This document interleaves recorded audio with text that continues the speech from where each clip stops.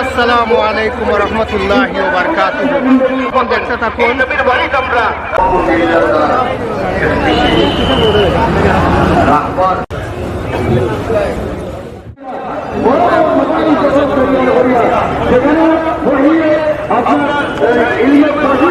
কি খবর? ভালো ভালো স্যার।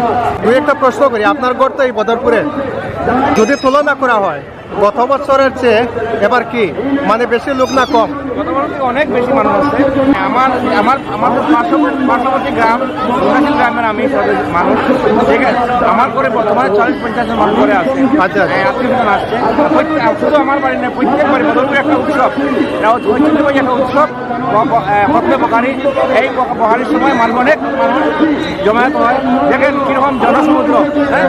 আর আমার বর্তমানে আমার বাড়িতে যেরকম মানুষ আছে, প্রত্যেক বাড়িতে এরকম উৎসবমুখর পরিবেশ আছে।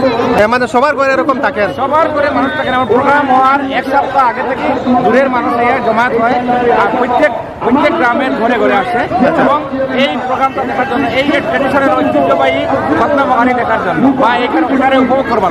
আপনার মূল্যবান সময় আমাকে দিয়েছেন, এজন্য কৃতজ্ঞতা প্রকাশ করতেই হয়।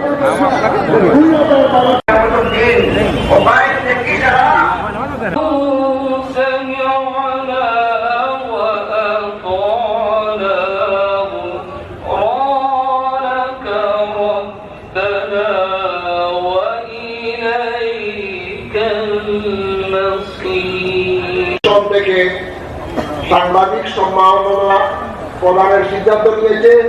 এই হিসেবে বরাক উপত্যকার যেসব বিভিন্ন পত্রপত্রিকা রয়েছে, নওয়ার্তা প্রসঙ্গ, সামরিক প্রসঙ্গ, যুগ সংঘ সহ আরো যেসব পত্রিকা রয়েছে, সেই সব পত্রিকার সাংবাদিকরা এবারত শরিয়া নদওয়াতুত তাবির এবং আল জামিয়াতুল আরবিয়াতুল ইসলামিয়ার সাথে ঘনিষ্ঠভাবে জড়িত।